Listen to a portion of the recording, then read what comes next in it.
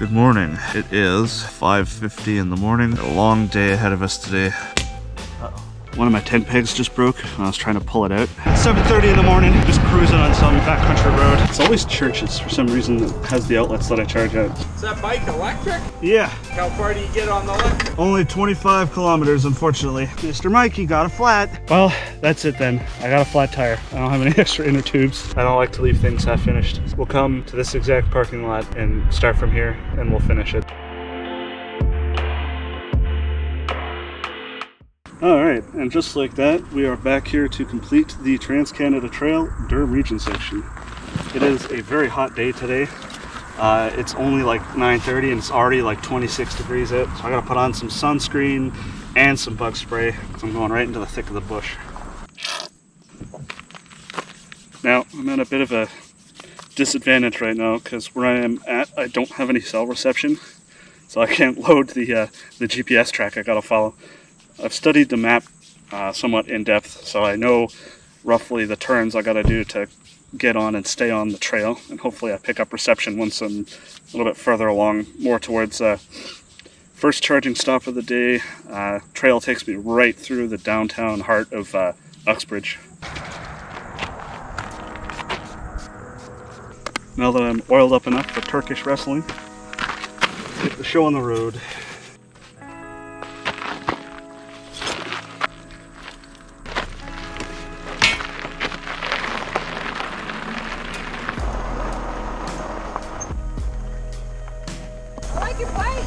Oh, thanks. It's a Super 73. All right, back on the trail. Everything is a lot more grown over this time than it was last time, that's for sure.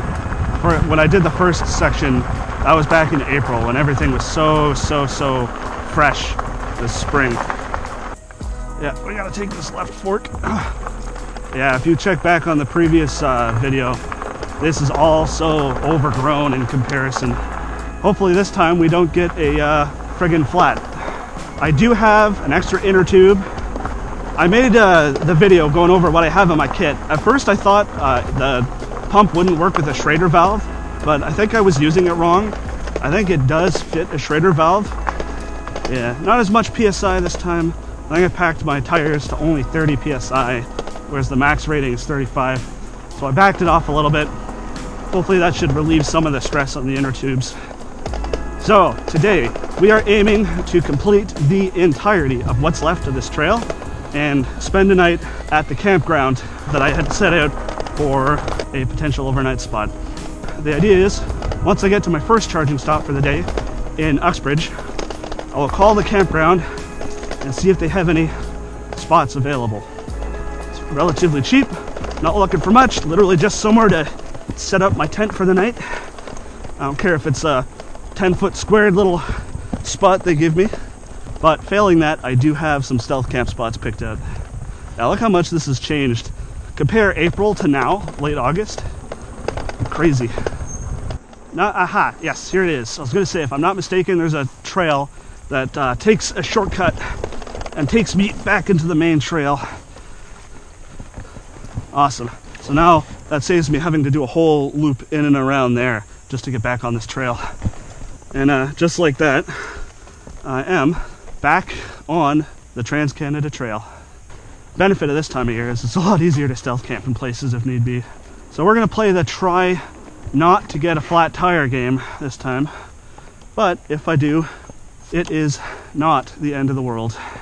So today, 2 legs. First leg takes me to Uxbridge, second leg takes me to Sunderland. The first leg is all twisty, windy, backcountry trails like this. So this will probably take me the better part of the day. And the second half, it's literally all flat, smoothly gravel rail trail all the way to Sunderland. I only expect this to take basically complete at the end of today, spend an overnight, and get picked up by my very lovely and accommodating wife tomorrow. I do believe this is where I got my flat last time. Yes. Pretty much right here is where I told you guys that the trip was over because I got a flat tire. This is really cool. Now, literally, as of this moment, I am proceeding past the threshold of where I left off last time. Oh, let's take it a little easy on these backcountry trails this time, yeah? Like I said, I can swap out a flat if I get one, but man, that is a very time-intensive process. I have to snip zip ties holding my friggin' power cable in place for the motor. And I gotta take off the disc brake caliper, and then all kinds of nuts I gotta remove just to get the wheel off. And getting it back on, trying to shimmy it on and get everything all lined up is a very annoying process.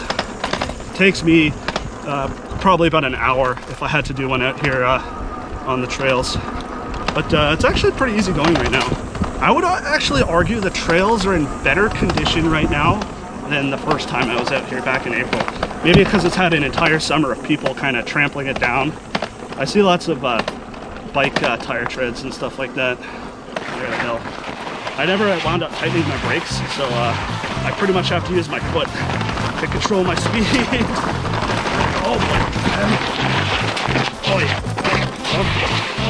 Alright. Through the bush.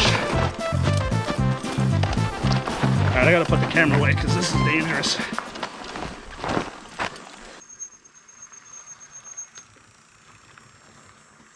Yeah, it's definitely toasty. If I stop and I don't have the wind moving against me, I start sweating like a lot. Well, at least I know we're on the right path. Oh, a lot of ups and downs here. I got the bike on eco mode to preserve the battery. So a lot of that uphill, that's all me, baby.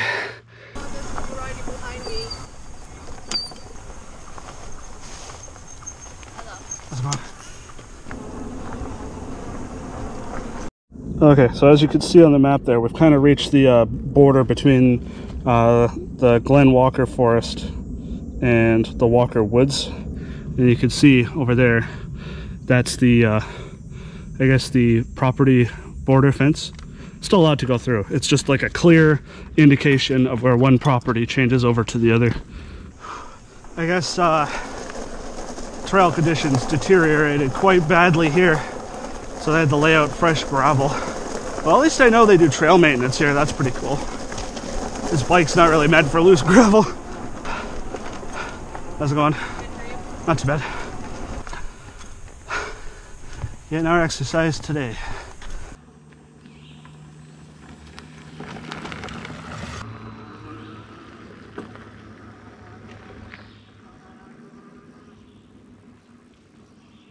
Look at this place. Like, this is what I mean. That even if my campsite doesn't work out, there are lots of places I could potentially stealth camp. All in all, I guess I'm making good time. I forgot to start my GPS tracker, so I don't actually know how much distance I've covered versus what I've got left. But I believe it was only something like 20 kilometers from where I got dropped off to the first charging stop. Thankfully, this Walker Woods has a lot of blue blazes telling me which way I need to go, and a lot of Trans-Canada Trail signage. And see, this main path continues on straight, but both the GPS and the trail marker is telling me that the TCT hangs a right here. So this is where we hang a right. And also try not to die on the downhills where Mike's brakes aren't working properly. Oh boy, oh! Using the old longboard braking technique on both feet to control my downhill. I think as soon as I stop to get my first charging stop done, I'll see if I have the right size Allen keys on me to tighten up these brakes. Because between me, my backpacking gear, and the bike, there is almost 350 pounds of mass going downhill. That's a lot of energy to try and stop.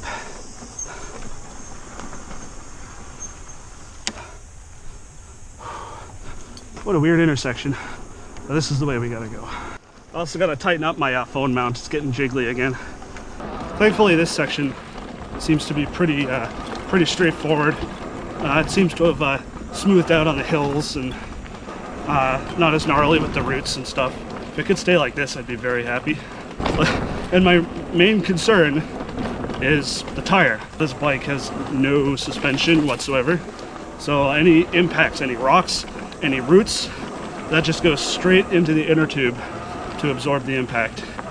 And then my butt, if it still ricochets upward. Yeah, just taking my time, winding through here. This is nice. This pace, got some wind in my face from the movement. If I was absolutely stationary right now, man, I'd be sweating balls. There's like no breeze coming through here whatsoever. The only wind I'm getting is just from me moving through the air. But this is really pretty. Now I understand why thru hikers can do this for months. It's really nice out here. I'm moving fast enough, the bugs are staying off me. If I stay still, I am actually getting some mosquitoes and stuff on me, even though I put the bug spray on. And see here, we got another trail intersection. But you see the blue blaze and the Great Trail sign. Trans-Canada Trail, Great Trail, same thing. Went through a name change and then swapped back because everyone refused to use the Great Trail as the new name.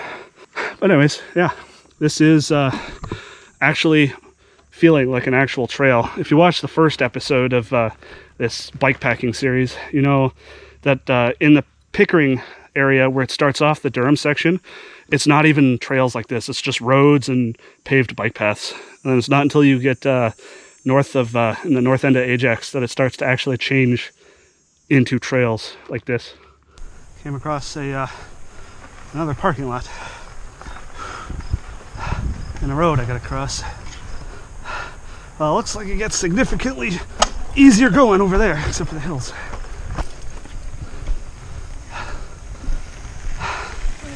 Howdy.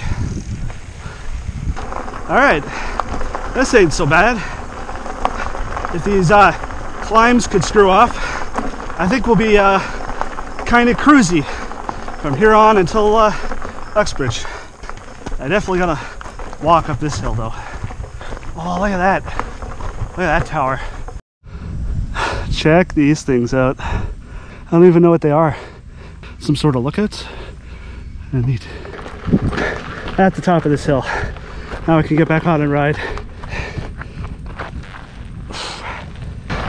That's pretty cool. Very loud.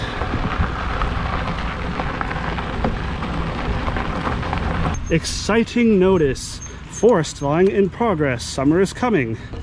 Considering it's near the end of August, that's a surprise to me. I say as sweat is literally dripping down the side of my head. Your favorite trails are all at risk of rutting from shoes, tires, and hoofs.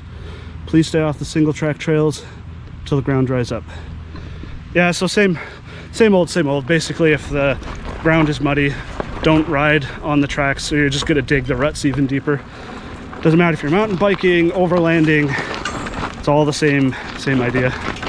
So this seems more like an ATV track than a bike trail at this point. See how wide it is? Lots of play for going side to side here. Yeah, this is, you can fit a small sedan down this trail. This is definitely an ATV trail.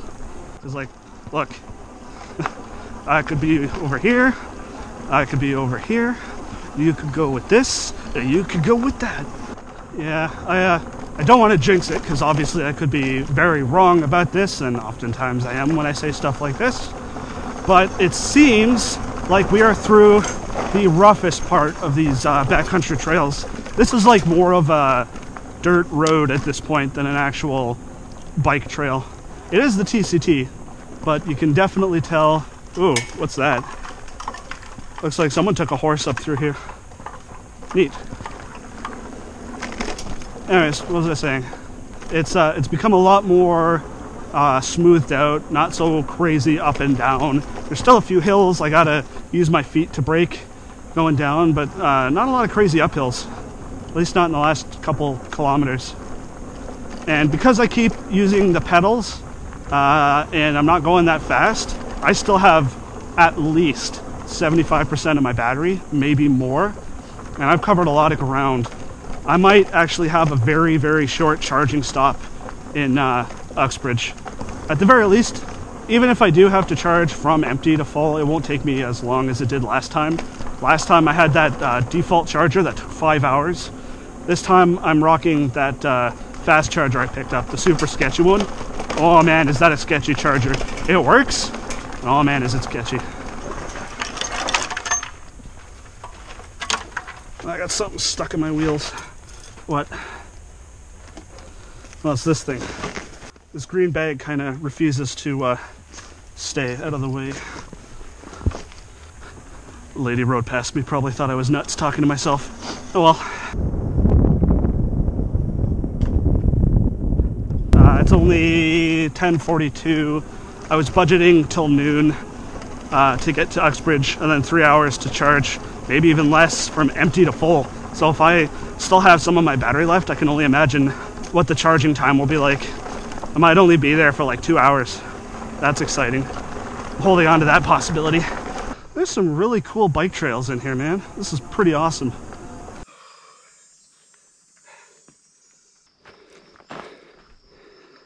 Yeah, the trails got me next to this crazy open excavation pit there. It's not so bad right now. I'm in the shade. Bugs are friggin' getting at me. Yeah, as much as I want to be able to complete this trip today, it's also important to make sure I take time to relax and not get super frustrated. But I don't want to stop for too long because mosquitoes are biting away. Yeah, it's not so bad, but maybe I spoke a little bit too soon because we are getting a little bit more crazier hills here. Yeah, there we go. Oh, that's a walker. We'll get there eventually. Actually, let's take this opportunity to figure out how far we are. Now we're getting there. We're about, give or take, halfway. I do need to pick up the pace a little bit though. And now we go from that wide open trail to a single track. How's it going? Oh boy, you gotta be kidding me. We're on a busy road. As soon as we get across the road, we gotta hang a right. I think we're following a snowmobile trail that kind of follows alongside the road here. That was as good a time as any. Yeah, because that's a private property gate, so now we're back out in the open, following along this probably a snowmobile trail. Get to listen to the soothing sounds of traffic while bugs pelt me in the face. Now I can continue back into the woods, away from traffic. That's pretty cool.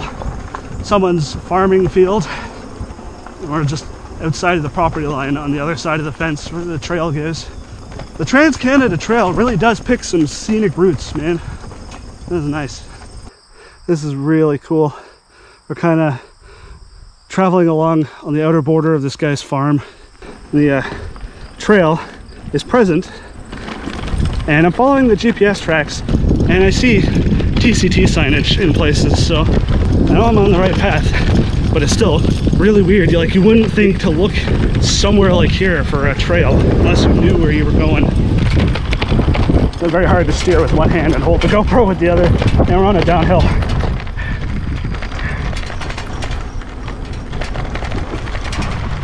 How bizarre. I'm like in between properties. There's this gentleman's house over here, then this person's house here, and then in between is like a no man's land where the trail is. It's really weird. I could see very faintly I could see the trail and tracks of people who have come up here. Like, look, I don't know if you can tell on the GoPro, but there's lots of cuts through the grass from bike wheels. You can see the sign right here that says we're on the Trans-Canada Trail, so you know we're going the right way. Right through this gate here, and I believe we go straight down this road here. Just gotta consult the GPS. Yeah, straight down Concession Road 8. So I'm just gonna make sure I'm not gonna get pasted by traffic, and away we go. Yeah, we picked up some speed now, boy, I tell you that. Yeah, so I guess we're out of the woods, so to speak. Literally and metaphorically. I still have over half of my battery pack left. Yeah, this section of the Trans-Canada Trail is wild, man. You go for some windy backcountry trails 1 second, to in between people's backyards another minute.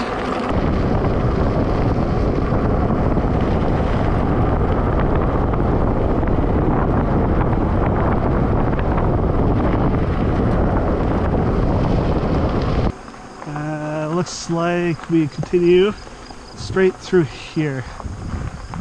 Oh man, that is steep. We're doing the old walkie down this hill. Oh yeah, we're not even gonna be on the bike. We're just gonna walk it.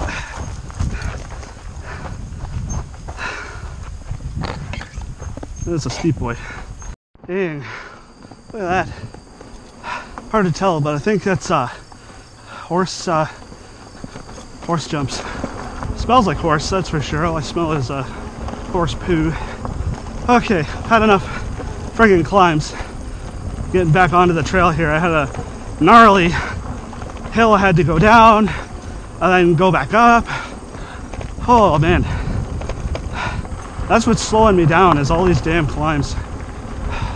So if it could stay relatively flat, even if it's out in the sun like this, I would be happy.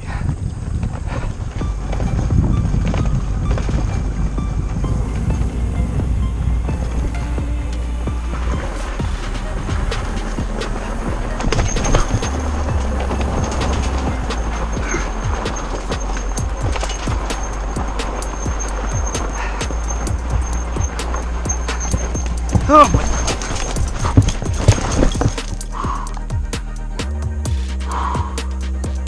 That was dangerous.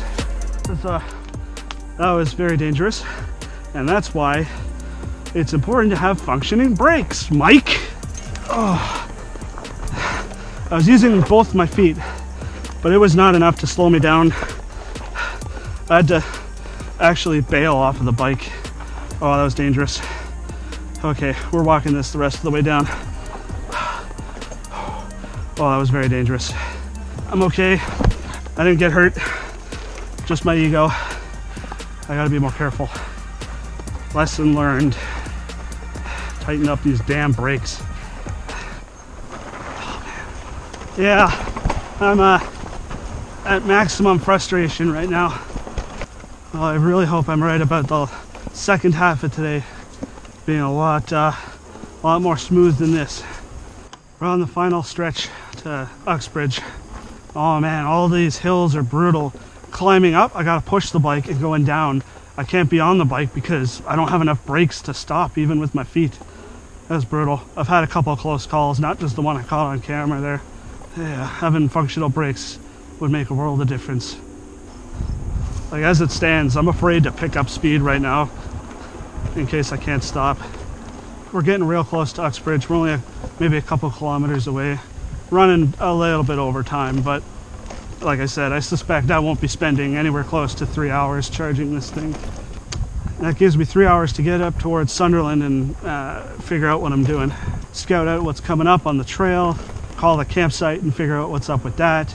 But yeah, most important thing, I definitely need to get these brakes fixed. A little bit windy up through here, but real nice. Nicely packed down.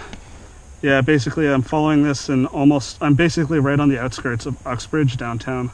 It just doesn't look like it because I'm in a patch of forest. 100 meters that way is the side road of like a crescent where there's a bunch of houses. And just like that, I'm at the main intersection of trails right outside of Uxbridge. I just take this gravel trail in front of me and then follow that around through Elgin Park. And it looks like it takes me right smack dab right into the middle of Uxbridge proper.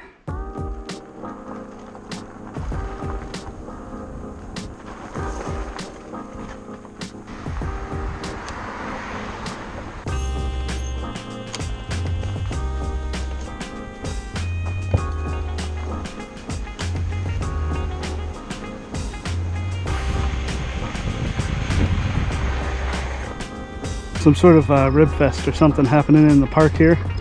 The TCT wants to take me right through it, so I gotta go around.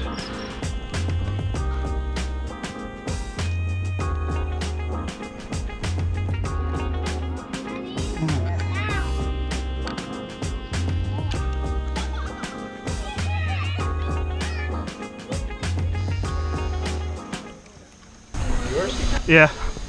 What's the farthest we'll go distance-wise? Just based on the battery, 25 kilometers. 25? Yeah.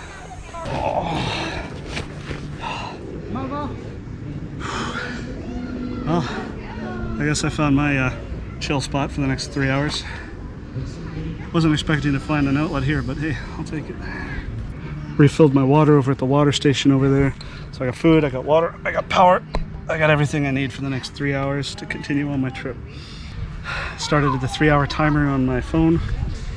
Gotta eat, gotta call that camp, and gotta charge up all my stuff.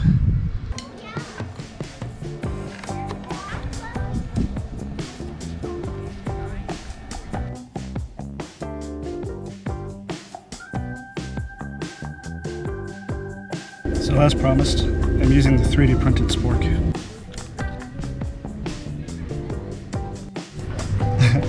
I left it in the soup and it warped.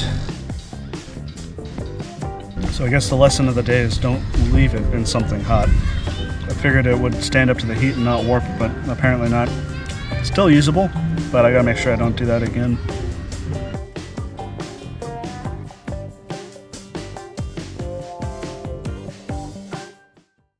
Hello? Oh, hi. This is the trout campsite, right? Yes. Just wondering if you had any sites available for tonight, just a single tent. Trailer or tent?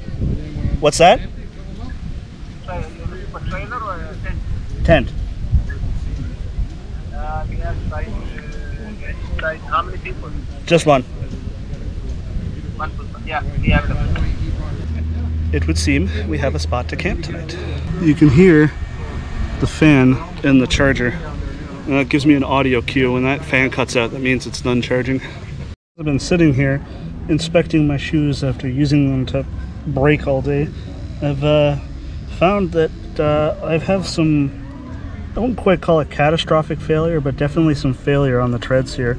It's one of the treads is like ripped right off.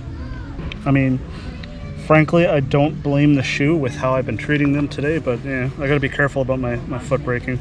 As a matter of fact, let's look into fixing this thing right now.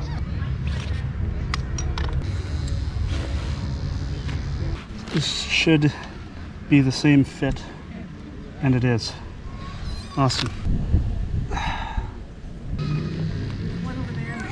Yeah. There's just enough space for this wheel to spin freely without the disc engaging.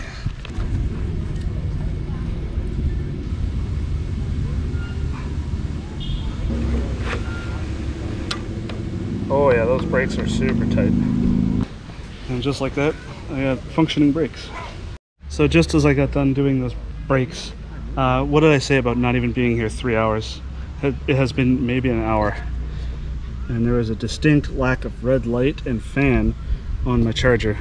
And I just checked the gauge, and it's showing us 4 bars. I think we're continuing on. Oh yeah, brakes work on this now. This is what we're looking for right here. And it looks like I'm going into this dark little alley here. Fantastic. All right, brakes fixed. I actually got to be careful not to slam them like I'm used to, because they're very strong now. Oh, I'm very happy about that. So now I can book it and not really worry too much about how fast I'm going down hills. Obviously, I don't want to lock my wheels up, but you get the picture. So we haven't even gone through proper downtown Uxbridge yet. And this is all road and rail trail to my next charging stop.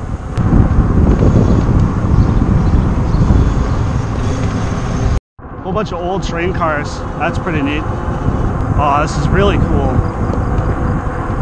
Look at that. All right, so now I'm looking for the entrance to the rail trail. And then from there, it's literally just zoom all the way to the campsite. That'll be right here. All right, and this is literally just a straight shot for the next 20 odd kilometers. Cruising right along. I left at 2, not 3. It only took an hour and a half to fully charge this thing from where it was at with the battery. That is a stellar charging speed. And since we're on rail trail, there's not going to be any lights or anything. Pretty smooth hills, all things considering. We're just going to rip it all the way there.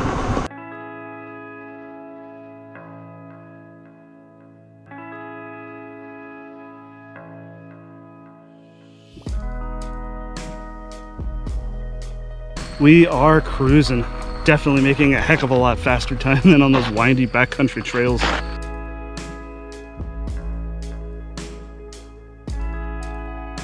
This is really the only momentum killer here, is having to wait to cross this very busy road.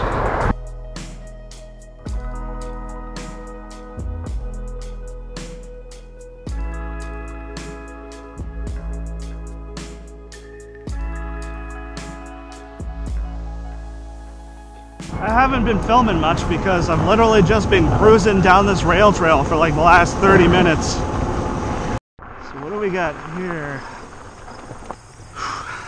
The Blackwater Junction. Alright, so we're at a junction here, Blackwater Junction. Trans-Canada Trail continues on the right, but if I take left, this takes me directly to the campground I want to use. Yeah, we'll put a stop on today's adventures here, and we'll go maneuver to the campground. I'll get all signed in, and then there's some stuff I want to explain once I'm at camp. So I didn't realize this, but the route to the campsite is actually taking me right through downtown Sunderland. Weather looks like it's going to hold off at least until tonight, thankfully.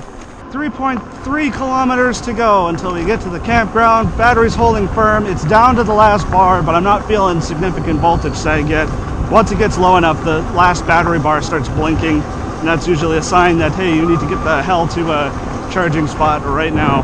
But thankfully, only 3 kilometers to go.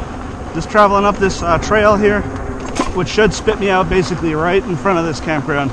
Highway 7, Trans-Canada Highway. All right, so we are at the Trans-Canada Highway, and basically we just got to follow the shoulder for less than half a kilometer, and we wind up 100 meters, turn right. Right at the campground. This is the place. It don't look too inviting. Well, camping's camping. I called earlier and asked if there was a tent site available for camping. Okay, come on in. Is this where I go register for a site? Yeah. Cheers. We succeeded in getting a site. That's all paid for. I was told to literally have my my pick of sites. There, I guess this one.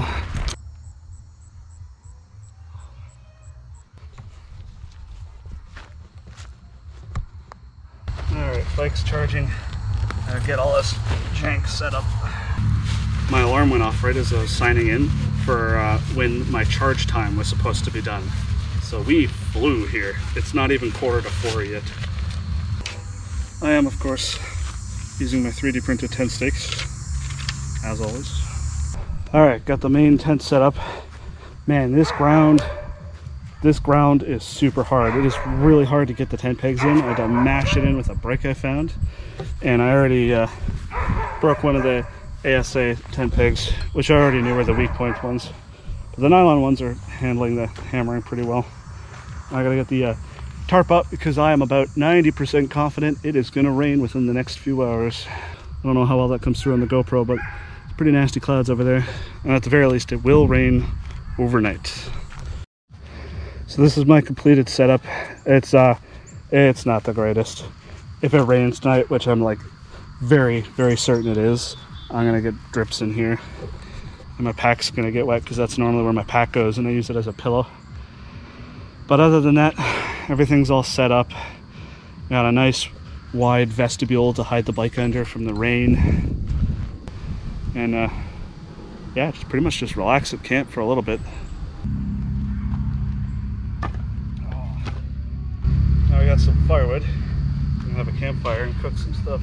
I also got one of these. Freaking love these things. Dark chocolate Kit Kats. These things are amazing.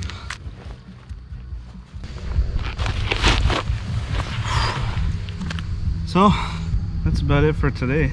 No more adventuring to do. Yeah, the second half of today was very anticlimactic. First half, all those twists and turns on the trails. And then when I stopped to charge, fixed my brakes, got all set for any craziness that came. And then from there it was literally just a straight shot, straight 23 kilometers on rail trail here. Now that we're here, I wanted to fill you in on a little something that I'm planning to do. So This here was obviously only the Durham section of the Trans-Canada Trail, just under 100 kilometers of the trail. Going forward, I would like to try to fill in all or as much as I can of the Trans-Canada Trail on various electric rideables. Right, so my electric bike, that's a good candidate. I got my electric skateboard for any of the smooth paved sections that can tackle. I'm building an electric snowboard that can do sections of it in winter. I'm building a self-driving inflatable boat that uses ArduPilot to navigate itself. I can do the water sections on that.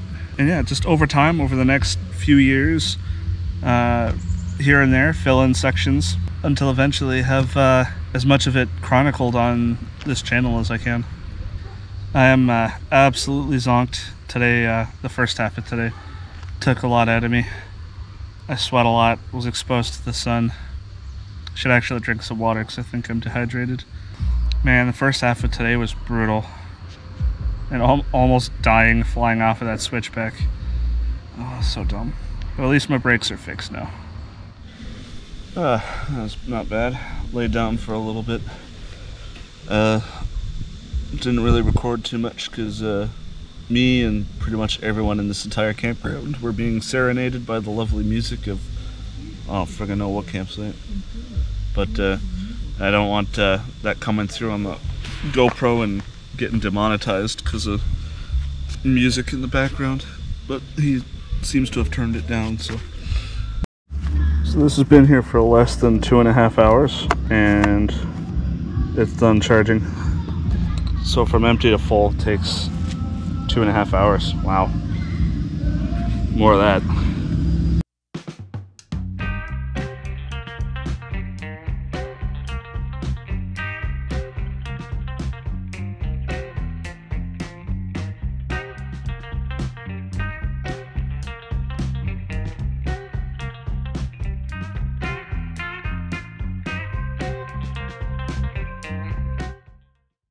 Alright, for dinner tonight we have tomato Alfredo. So I'm trying to record in between songs playing from over there. Thankfully they seem to have calmed down with the music. Well, the one guy did, and now someone else is apparently blasting it. Now I know why this campsite is so cheap.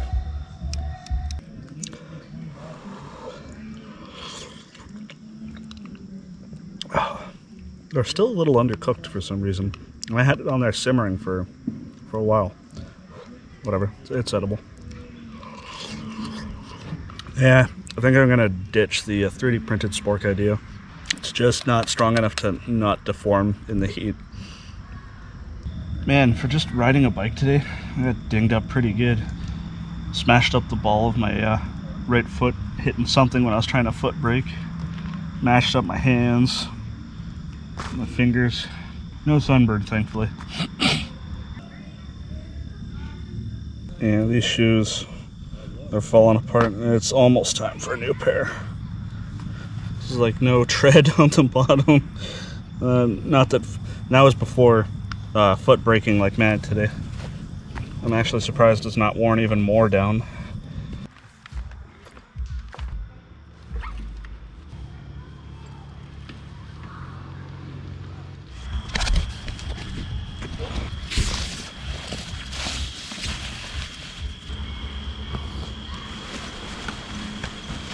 I'm all squirreled away in my tent for the night. I had to get away from the craziness happening out there.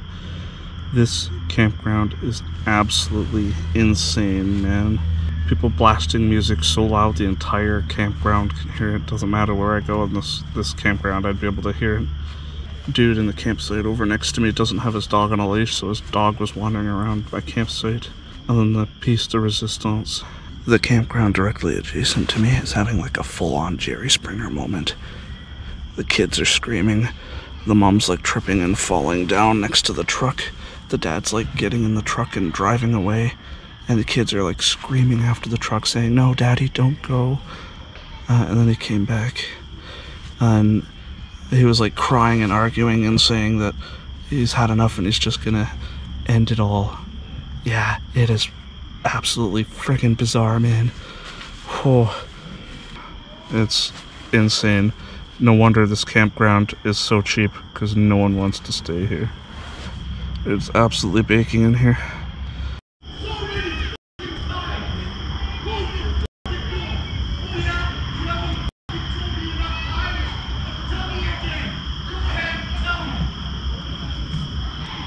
Did you think I was kidding about the Jerry Springer crap? Well, seems like that thunderstorm that we were promised has rolled in. I haven't heard any thunder, but it's definitely raining, as you could hear. Well, it is about 6:30 in the morning, maybe closer to 7. Made it through the night. It is pouring rain out, but wife said she's on the way to pick me up. I've been delaying getting out of here to pack up because it's pouring rain, but I guess I don't have a choice, so I have to grin and bear it, get out there and start tearing everything down and somehow stop the bike from getting wet. Alright, that's it. Thanks for watching. Quick reminder to subscribe if you're new to the channel, and I'll catch you guys next video.